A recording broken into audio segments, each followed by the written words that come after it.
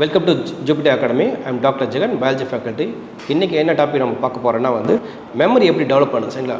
எப்படி memory develop பண்ணுது, exam அப்போ நம்ம ஏன் ஸ்ட்ரெஸ்ஸில் நல்லா நல்லா படித்தாலும் சரி நம்ம எப்படி ஃபெயில் ஆகிறோன்னு சொல்லிட்டு அது எப்படி நம்ம மிஸ்டேக் எப்படி கரெக்ட் பண்ணுறதுன்னு சொல்லிட்டு நான் சொல்லி தரேன், சரிங்களா? ஓகே.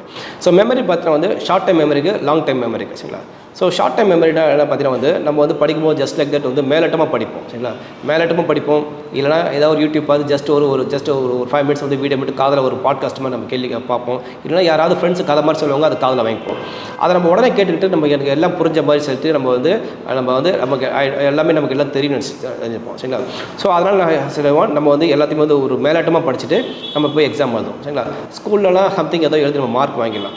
ஆனால் காம்படிட்டிவ் எக்ஸாம் வரும்போது இந்த மாதிரி அப்ஜெக்டிவ் டைப் நீட் எக்ஸாம் இந்த மாதிரி வரும்போது நம்மளால் நம்ம விஷயம் தெரிஞ்சாலும் பண்ண முடியாது, சரிங்களா? ஓகே. ஏன்னா இந்த மெமரிலாம் நீங்கள் நம்ம எஃபோர்ட் போட்டு நம்ம ஓனாக போயிட்டு ஒரு புக் எடுத்து படித்து, சரிங்களா, அதை நம்ம சொல்லி பார்த்து எழுதி ஹைலைட் பண்ணி இந்த மாதிரி அந்த மெமரி கேட்பல யாராவது ஒரு பாட்காஸ்ட் சொல்கிறதோ இல்லை ஃப்ரெண்ட்ஸ் சொல்லிடுறது மூலமாக ஜஸ்ட் மேலட்டமாக படிக்கிறதுனால படிச்சனால தான் இது படித்த மாதிரி இருக்கும். ஆனால் உடனே நம்ம மெமரிலேருந்து லாஸ் ஆகிடும். இந்த மெமரி பேர் தான் short time memory.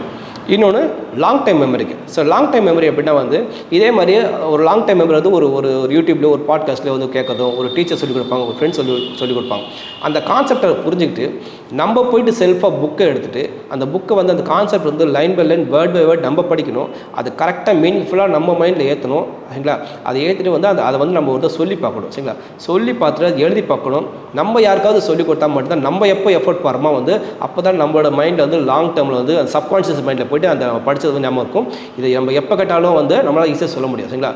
Short time memory எழுதுறது என்னன்னா அது மேலாட்டமாக யாரோ சொல்கிறது கேட்கும்போது தான் இந்த மாதிரி அது நம்ம எஃபிஷியன்ட் நம்ம படிக்காத தான் படித்தது எல்லாமே உடனே மறந்துடும். ஆனால் லாங் டைம் எப்படி கிடையாது, நம்ம ஒரு புக்கை எடுத்து நம்ம படித்து அதுக்கான மீனிங் பார்த்துட்டு அதை புரிஞ்சுக்கிட்டு, சரிங்களா, அதை டவுட்லாம் போய் செக் பண்ணிவிட்டு கிளியர் பண்ணிவிட்டு அதை நம்ம எழுதி பார்க்குறதோ சொல்லி பார்க்குறதோ இந்த மாதிரி பண்ணால் மட்டும்தான் நம்ம யாருக்கும் டீச் பண்ண மட்டும் லாங் டைமில் ஸ்டோர் ஆகும். சப்கான்ஷியஸாக அந்த மெமரியில் போய்ட்டு அதை ஃபீட் ஆகும்.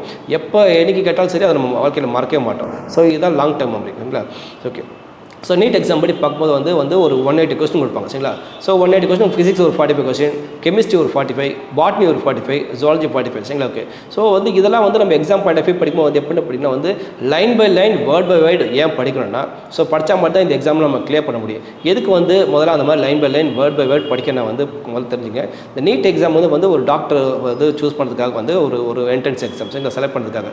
இது மட்டும் இல்லை, எந்த ஒரு காம்படிட்டிவ் எக்ஸாம் சரி, ஈவன் ஒரு ஐஏஎஸ் எந்த ஒரு எக்ஸாம் நீங்கள் எடுத்துனா ஒரு கேட் எடுத்தாலும் சரி, எல்லாருமே எந்த ஒரு ஃபைன் டீட்டெயில்ஸ் கூட நம்ம லைஃப்பில் மிஸ் பண்ணக்கூடாது. அவ்வளோ நுணுக்கமாக படிச்சிருக்கணும். நுணுக்கமாக கான்செப்ட் புரிஞ்சால் மட்டும்தான் அந்த மாதிரி எக்ஸாம் கிளியர் பண்ண முடியும், சரிங்களா? ஃபார் எக்ஸாம்பிள் டாக்டருக்காக இந்த என்ட்ரன்ஸ் எக்ஸாம் எழுதுறீங்க. ஸோ நம்ம ஜஸ்ட் லைக் தட் படிச்சுட்டு போய் போகிறது செலக்ட் பண்ணிட்டு நாளைக்கு அங்கே போய்ட்டு ரொம்ப டஃப்பாக இருக்குது, கோட்டை விட்டுரும், சரி. ஒரு டாக்டர் வர வச்சிங்க, டாக்டர் அவன் படிக்கும்போது நம்ம நிறைய படிக்கணும், சரிங்களா? நிறைய படிக்கும்போது நிறைய ஒரு நோய் ஒருத்தர் அந்த நோயில் எவ்வளோ அறிகுறி இருக்குன்னு சொல்ல நமக்கு எல்லாமே தெரியணும், சரிங்களா? எல்லா நோய் ஒரு எத்தனை நோய் இருக்கோ அத்தனை நோயோட அறிகுறி நம்ம படிக்கணும், சரிங்களா? சும்மா ஜஸ்ட் லைக் தட் மேலட்டமாக படித்தா வச்சுக்கலாம், நம்ம விஷயம் அந்தளவுக்கு நமக்கு தெரியாமல் போயிடும். அதனால் நம்ம ஒரு நோயை டயக்னோஸ் பண்ணும்போது தப்பாக டயக்னோஸ் பண்ணுறோம். ஸோ அதனால் படிக்கும் போதே அந்த ஹேபிட் சின்ன பசங்க நம்ம +1 +2 எடுக்கும்போது அந்த ஸ்க்ரூட்டைஸ் பண்ணி அந்த கேண்டிடேட்டை செலக்ட் பண்ணும்போது இவங்க புக்கை line by line, word by word எதுவுமே மிஸ் பண்ணாமல் யார் ஃபைனாக படிச்சுக்கணும் அவங்க மட்டும் தான் நல்லா ஸ்கோர் பண்ண முடியும். அவங்கள மட்டும் தான் டாக்டர் சேர்க்கறதுக்கு எலிஜிபிளாக அந்த மாதிரி கேண்டிடேட் தான் சூஸ் பண்ண சொல்லி தான் இந்த மாதிரி 180 கொஸ்டின் கொடுக்காங்க. ஃபிசிக்ஸில் ஒரு 45, கெமிஸ்ட்ரியில் ஒரு 45, பாட்னியில் ஒரு 45, ஜுவாலஜியில் 45. அதாவது அது 180 கொஸ்டின்ஸ் 180 மினிட்ஸ் நம்ம சால்வ் பண்ணி ஆகணும், சரிங்களா? ஓகே. அப்போனா ஒரு கொஸ்டின் ஒரு நிமிஷத்துக்கு பண்ணணும், சரிங்களா? அந்தளவுக்கு நம்ம பிரெயின் ஸ்மார்ட்டாக ஒரு கொஸ்டின் படித்தா அது எந்த சப்ஜெக்ட்டோ அது என்ன கண்டென்ட்டோ கரெக்டாக கனெக்ட் ஆகணும், கரெக்டாக ப்ரெசைஸாக ஆன்சர் பண்ண தெரியணும். ஸோ அப்போ 180 கொஸ்டின்ஸும் நம்ம ஒவ்வொரு டாப்பிக்கில் அந்த படிக்கும்போது அந்த டாப்பிக்கில் போய் நம்ம பிரெயின் கனெக்ட் ஆகணும்.